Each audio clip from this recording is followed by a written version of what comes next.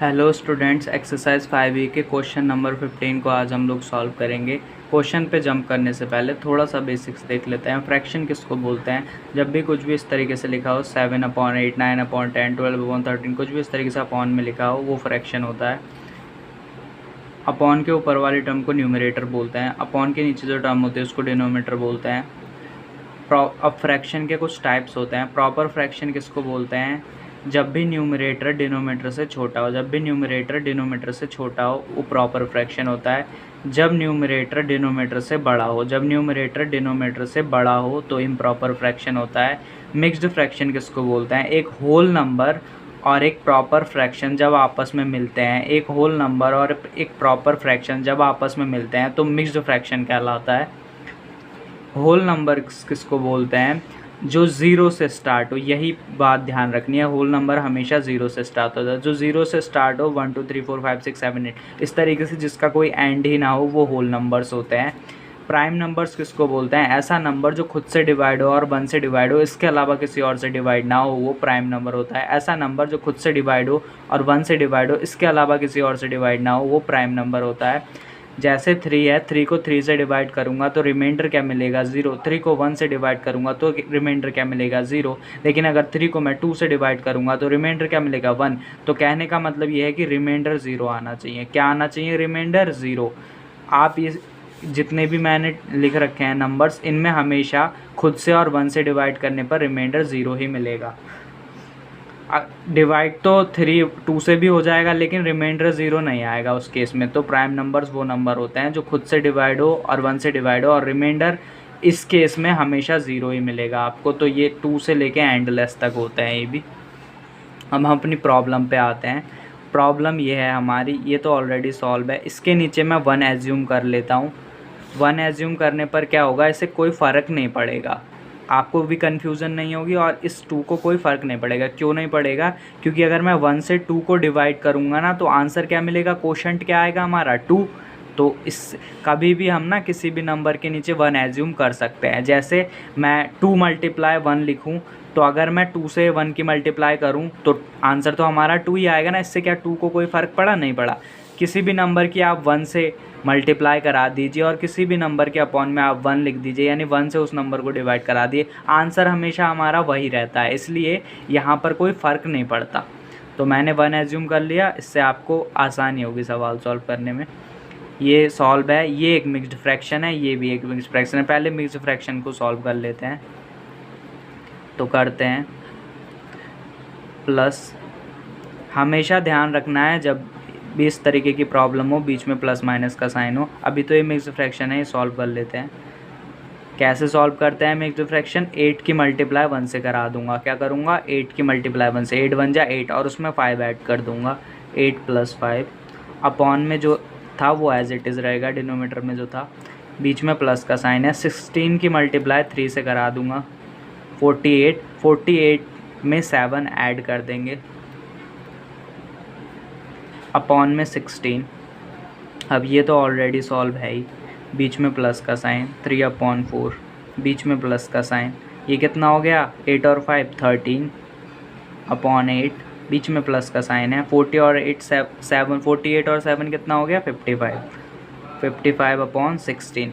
अब जब भी इस तरीके के क्वेश्चन होते हैं बीच में प्लस का साइन हो या माइनस का, इस तरीके से फ्रैक्शंस में नंबर हो, तो हम क्या करते हैं इस केस में? हमेशा डिनोमीटर का एलसीएम ले लेते हैं। अभी यहाँ 4 टर्म है, 4 हो 4000 हो, हम सब क्या करेंगे? डिनोमीटर में जो नंबर होगा उसका एलसीएम ले लेंगे। तो डिनोमीटर में जो नंबर्स हैं मैं उनका एलसीएम ले लेता हूँ। 1, 4, 8, 16 इनका एलसीएम ले लेता हूँ।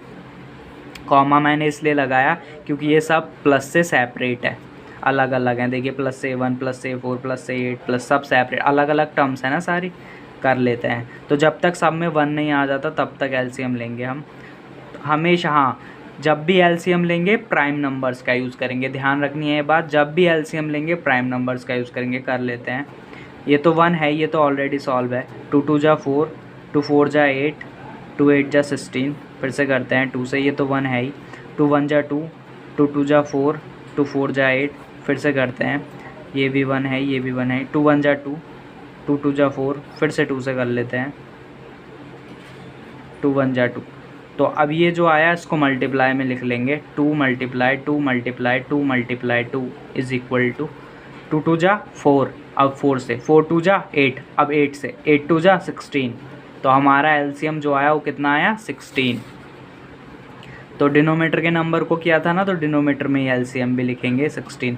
अब 1 के टेबल में 16 कितने टाइम्स आता है, 16 टाइम्स 16 की मल्टीप्लाई 2 से करा देंगे। मल्टीप्लाई में ऑर्डर मायने नहीं रखता, मैं 2 मल्टीप्लाई 16 लिखूँ या 16 मल्टीप्लाई 2 लिखूँ, बात एक ही है, बीच में प्लस का साइन है। 4 के टेबल में 16 कितने टाइम्स आता है 4 टाइम्स, 4 4 जा 16, 4 4 जा, तो 4 की मल्टीप्लाई हम कराएंगे 3 से, बीच में प्लस का साइन है। अगेन मल्टीप्लाई में ऑर्डर मायने नहीं रखता। 8 के टेबल में 16 कितने टाइम्स आता है 2 टाइम्स, 8 2 जा, 2 की मल्टीप्लाई 13 से करा देंगे। मैं 13 मल्टीप्लाई 2 लिखूँ या 2 मल्टीप्लाई 13 लिखूँ, बात एक ही है, बीच में प्लस का साइन है। 16 के टेबल में 16 कितने टाइम्स आता है 1 टाइम्स, 1 की मल्टीप्लाई 55 से कराऊँ या 55 की मल्टीप्लाई 1 से कराऊँ, बात एक ही है। अब आपने एक रूल पढ़ा होगा बोर्ड मास, कौन सा rule, BODMAS. BODMAS rule के according bracket of divide multiply addition subtraction, हमेशा लेफ़्ट से राइट जाएंगे। क्या करेंगे, हमेशा लेफ़्ट से राइट जाएंगे। लेफ़्ट से राइट जाते समय आपको प्लस से पहले क्या मिल रहा है, मल्टीप्लाई, इसीलिए हम यहाँ पर मल्टीप्लाई को एडिशन से पहले सॉल्व करेंगे। तो कर लेते हैं, 16 की मल्टीप्लाई 2 से कराऊंगा तो 32, बीच में एडिशन का साइन, 4 3 जा 12, बीच में प्लस का साइन, 13 2 जा 26, 15 की मल्टीप्लाई 1 से करा दीजिए 55, अपॉन में जो था वो एज इट इज़ रहेगा। अब ऊपर वाले टर्म्स को ऐड कर लेते हैं, ऊपर जो टर्म्स हैं न्यूमरेटर में उनको ऐड कर लेते हैं, 32 12 26 55, मैं इन सबको ऐड कर लेता हूँ। ऐड करिए, ये 6 और 4 कितना हो गया 10 और ये 15, 5 1 है कैरी गया, 3 और 2 5, 5 और 5 10 और 1 11 और 1 12, कितना आ गया 125, कितना आया 125 अपॉन 16। अब देखिए, अब मैं ये देखूंगा क्या ये दोनों किसी से कैंसिल हो सकते हैं, लेकिन ये दोनों कैंसिल नहीं हो रहे हैं। मैं इस पर, ये अब मेरा लास्ट टॉपिक है, इस पे, इसके बाद हम 16 प्रॉब्लम पे जंप करने से पहले इस पे मैं एक लेक्चर इंक्लूड करूँगा। अगर किसी बच्चे को डाउट होगा तो वो डाउट फिल्टर हो जाएगा। तो देखते हैं, ये दोनों डिवाइड तो होंगे नहीं किसी भी एक नंबर से, तो मैं क्या करूँगा 16 से डायरेक्ट 125 को डिवाइड कर। वैसे ये आंसर बिल्कुल ठीक है, लेकिन आपकी बुक में आंसर मिक्स्ड फ्रैक्शन में, इसलिए मैं इससे डिवाइड कर देता हूँ। तो डिवाइड कर लेते हैं, डिवाइड कर देते हैं 16 से 125 को। टेबल काउंट कीजिए, 16 7 जा 112, सब्सट्रैक्ट कर देते हैं, 5 में से 2 गया 3, 2 में से 1 गया 1 और ये तो 0। तो इस यहाँ पर देख लीजिए, इसको बोलते हैं कोशेंट, ये होता है हमारा रिमाइंडर और ये होता है हमारा डिवीज़र। ये होता है रिमाइंडर, ये होता है कोशेंट और ये होता है डिवीज़र। तो कैसे लिखते हैं, एक फार्मूला याद रख लीजिए, Q R/D।